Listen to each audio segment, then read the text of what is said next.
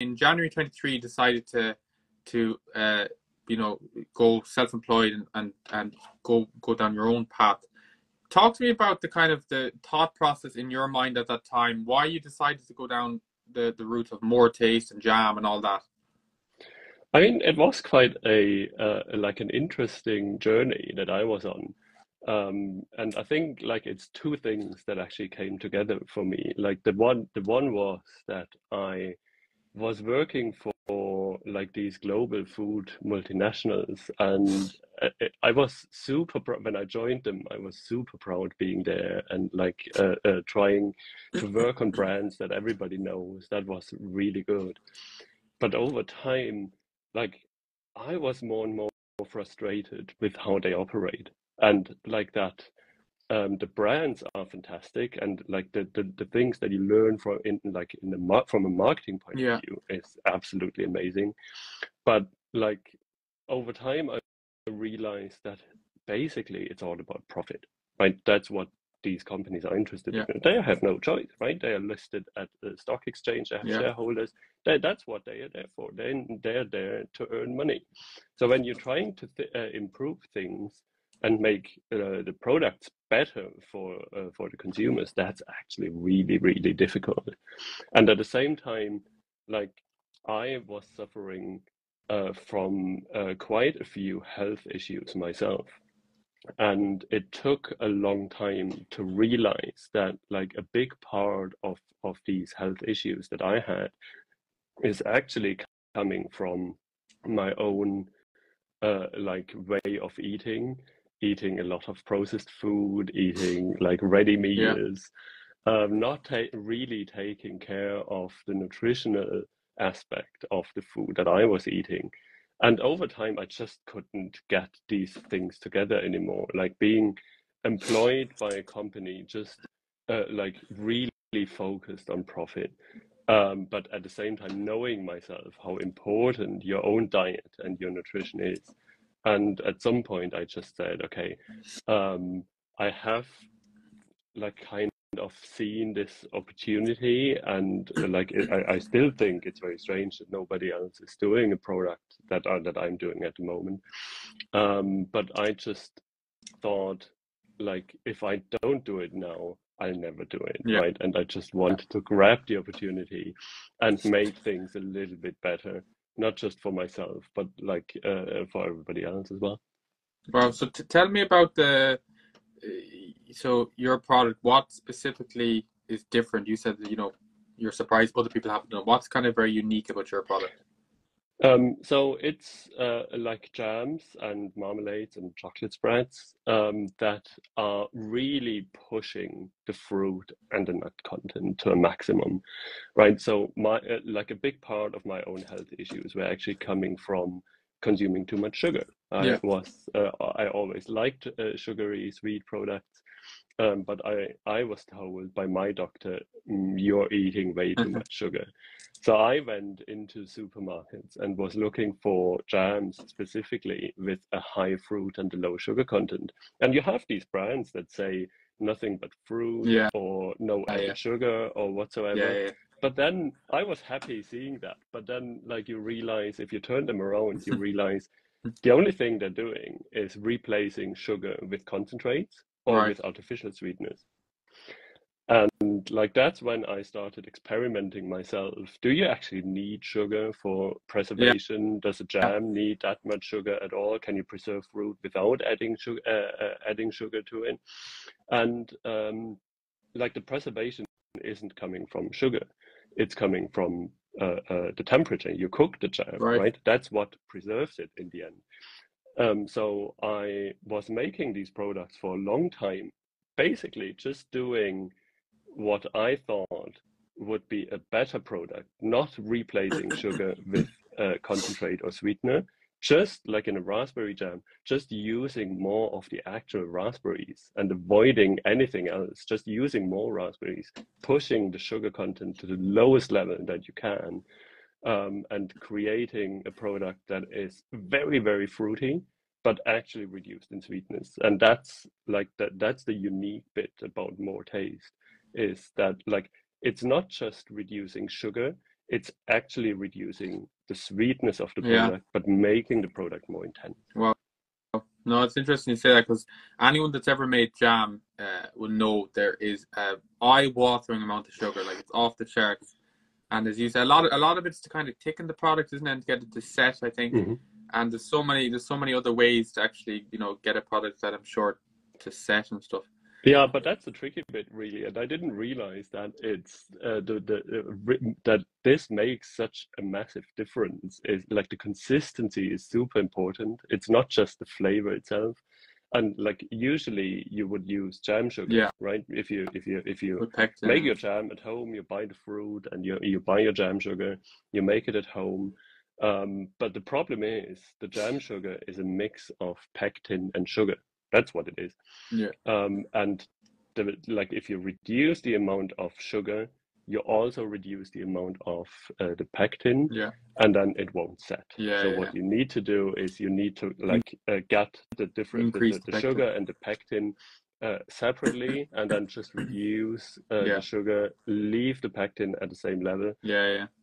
But then there are different like kinds of pectin, types of pectin. Some work well, some don't. And to be honest, I was just very lucky that when I started with my very first trials, that I got the right type of pectin that creates a nice, like very creamy Yeah. consistency. The right texture. But you can get other pectins that don't work as well, and that creates a product that isn't as nice, really. Outside of the I suppose the challenges and the kind of trials and tribulations you would have had with getting the actual product right, what was the kind of biggest challenge you faced starting off the business? Well, if you tell people what you're doing or trying to do, you always get opinions, right? There are always people that tell you why things don't work, or why it can't work, or why it is about to fail, and like it's a lot of good advice out there, and you need to listen to people. You can't do everything your own anyway, right? Yeah. So you need some support. But like to me, what is and still is really challenging is finding that balance, that you're stubborn enough to really go your way and find a solution, and trying to like make things happen. But at the same time, you don't want to be that stupid fool that just doesn't listen to other people, right? That have experience and have done it before. And like that it seems to be a very fine line of taking the very good advice and making the decision which of the advice that people give to you is actually really valuable. And there's a lot out there, but at the same time, there are just people that like say won't happen, can't happen for this and that reason. And to make that decision, which one to listen to and which one is best to ignore, that's actually really tricky. Yeah. When you look at your kind of business model and the different revenue streams you have, I know you did you were involved with Lidl for a while, weren't you, with their Kickstarter campaign. I suppose where do you see the money coming from your business? Like where would you like, is it in supermarkets? Is it a different avenue? It will be in supermarkets, and I mean, I have an online shop, and it's actually doing really well. It's doing stronger than I would have expected. But the problem is, I have to charge shipping, and if you have a product like I charge $3.70 for a pot of jam, people don't know how it tastes yet. If they like or if they don't like the reduced sweetness and the intensity. And then like paying $3.70 for a pot of jam, and I have to charge $5.95 shipping on top of that. It's quite like, right, you're spending €10 on a pot of jam in the end. So there are people happy to do that, and I can see it. But it won't be like a big part of revenue going forward. So it will be supermarkets. But the great thing is, it's actually it launched in Lidl in September, and it will be back in Lidl in January, and then in March, and it will launch in Dunnes stores in February. So going forward, will that be the kind of the own label no, product where it will there's all be the same Mór okay, Taste brand. very good. So that's where the main like revenue is coming in, and like it's the most efficient way in getting products out to people as well for like products like this.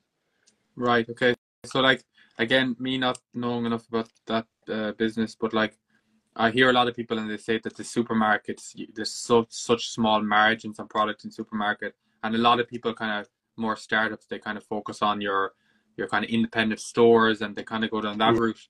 But are you is it a matter of just mass? You have to big volume for your business to work in supermarkets, or Yeah, well, the good thing is that I was aware of like that expectation of the margin that supermarkets yeah, have, and you need to build it into your business model. In the end, if you go the route with independent stores, that's a great way to get started, absolutely. But it's not any cheaper. For example, if you look at the discounters, they have, I don't know, somewhere around 200 stores across Ireland each, and you deliver into 2, 3, 4 warehouses maybe. So that's very yeah, efficient getting the product yeah, into the warehouses. If you working with independent shops, you might have a bit more flexibility in terms of the margin they're expecting, but you need to get the products out there to these yeah. independent retailers. So on Yeah. top of your like better price that you might get, you have higher cost for the distribution of the products. So either way, it's actually relatively expensive to do that and to get started. And you need to have a certain volume to make it work for you Yeah. as well. Now, it will be like there's no point shipping a few hundred jars to one of the big retailers. You need to have better volume to make it work. Absolutely. Yeah. Perfect. I'm gonna ask two final ones, Felix. That's okay. Sure. And I would like to pick your brain a little bit because obviously, as I mentioned, Starry, you have a lot of experience in kind of FMCG, brands and businesses. Um, what do you think is the biggest factor? It's probably a hard one to answer, but like kind of the biggest factor to success of someone starting off a new business in that area. What would that be? Planning, I would Right. say. It's really important to know where you want to be in, let's say, maybe 2, 3, maybe 4 years' time, and plan according to that, right?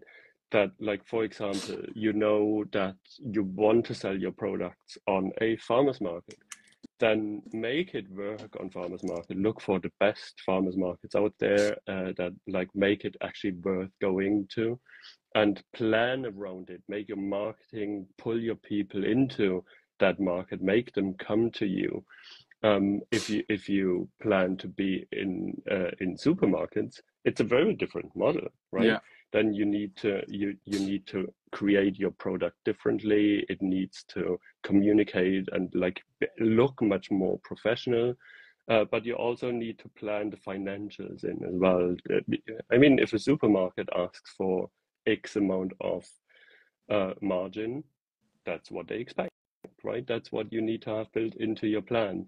So Yeah. if you have that and you're selling in a farmer's market at the moment, even have that in mind that in 2 years' time it might be different, and you can't just like double your price because Yeah. retailers will ask for margin. So know exactly where you want to be in a few years' time, and really make that plan and like make it work accordingly.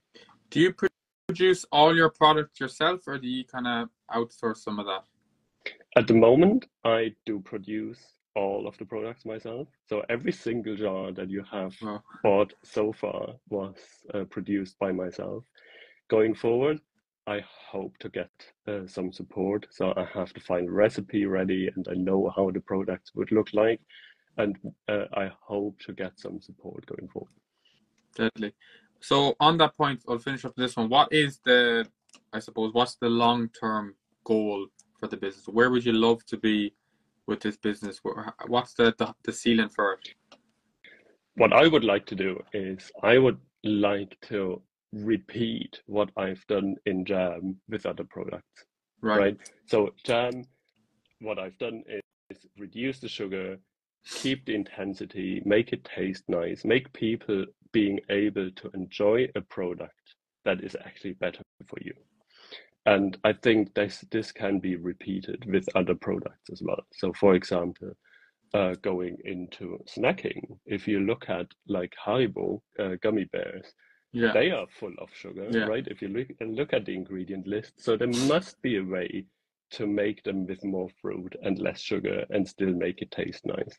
And maybe it's things like this. At the moment, it's just an idea, and I don't know if it's feasible and if you like if products would be having a long enough shelf life for it to work. I don't know yet, but I would just like to go forward and like take these products that are really not great for you, but people enjoy, keep that level of enjoyment and just make it better.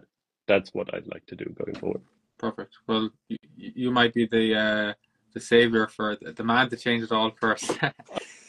Well, a little bit, right? I do my best to help people a little bit, but like it's just like a small part of your overall what you're overall consuming.